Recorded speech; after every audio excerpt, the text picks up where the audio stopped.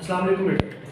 बच्चों, जैसे कि आप लोगों का 9th क्लास के पेपर्स हो चुके हैं, आप लोग फ्री हो और आप लोग 10th क्लास में प्रमोट हो चुके हो, इंशाल्लाह हो जाओगे।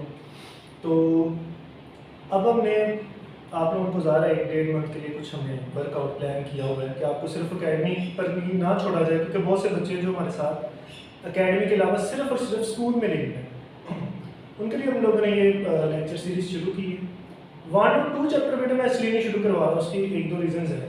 पहले रीज़न तो ये है कि आप लोगों ने अकेडमी में जाकर 1 चैप्टर शुरू कर लेना और फिर दोनों जगह पे एक ही चीज़ पढ़ो तो उसकी फिर उतनी अहमियत नहीं रहती। मैं चैप्टर नंबर शुरू किया 3।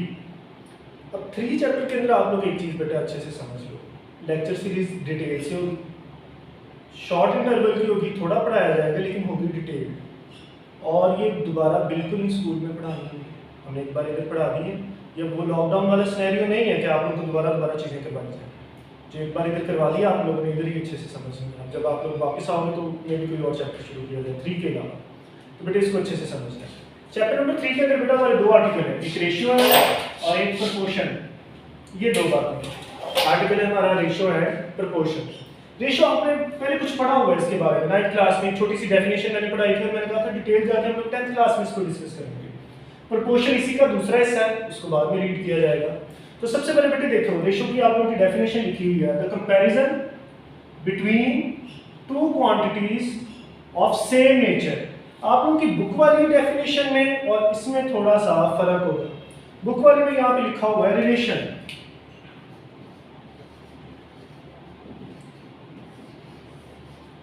ठीक है बच्चों, और यहाँ पे लिखा हुआ है ऑफ सेम काइंड में लिखा हुआ सेम नेचर, यहाँ पे सेम काइंड वर्ड यूज कर रहा है। बट जो प्रॉपर डेफिनेशन है वो यही है।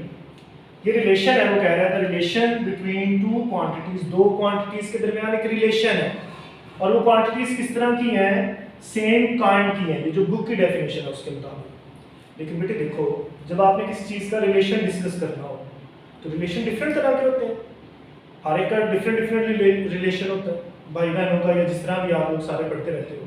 तो मैं बताना पड़ता है कि जो रिलेशन डिस्कस हो रहा है वो किस तरह का है। यहाँ पे जो रेशियो का रिलेशन है वो बेसिकली कंपैरिजन है, कंपेयर करना चीज़ों को आपस में।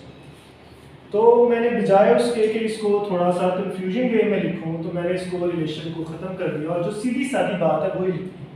द कंपैरिजन, ये कंपैरिजन है बिटवीन 2 क्वांटिटीज। कितनी क्वांटिटीज होनी चाहिए बच्चों? एटलीस्ट 2। मैथमेटिक्स हमेशा एटलीस्ट की बात करता है कि कम से कम इतनी होनी चाहिए। इससे ज़्यादा जब बढ़ाएंगे तो आपको बताएंगे कि उसके साथ क्या करना है। फिलहाल आप लोग कम से कम 2 पे हो। The comparison between 2 quantities of same nature is called ratio. अब बेटे थोड़ा सा कंपैरिजन को डिस्कस कर लेते हैं।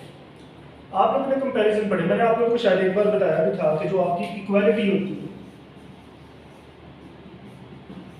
जो इक्वल का साइन होता है वो भी क्या होता है, आप लोगों का कंपैरिजन होता है। किस तरह कंपैरिजन है देखो, कंपैरिजन इस तरह है कि जैसे मैं कहूँ कि क्लास में 2 बच्चे हैं, कली है और एक कोई भी हामिद वगैरह है, तो मैं कहूँगा अली के मार्क्स इक्वल है, तो मुझे सारे एक रेफरेंस देना पड़ेगा कि किसके इक्वल है। मैं ये नहीं कह सकता अली के मार्क्स इक्वल है बस और वहाँ पे बात नहीं खत्म कर सकते। तो मैंने अगर अली के मार्क्स को कंपेयर करना है तो कंपैरिजन करने के लिए मेरे पास कम से कम एक और इंसान होना चाहिए। तो इसलिए वो कहता है कम से कम कितनी क्वांटिटीज होनी चाहिए, ये 2 क्वांटिटीज होनी चाहिए, ठीक है।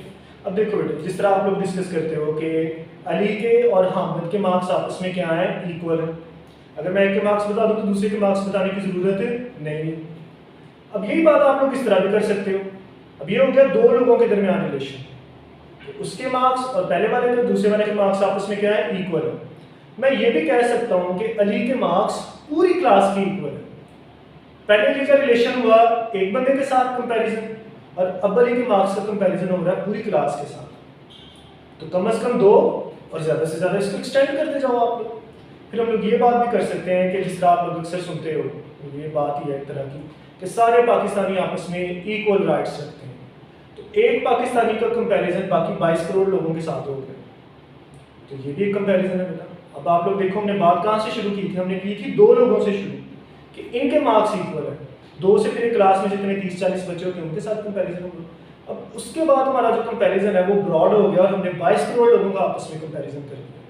फिर आप लोग ये भी कह सकते हो कि एक इंसान जो सारी दुनिया के इंसान हैं आपस में क्या है, सेम है, इक्वल है, एक जैसे हैं।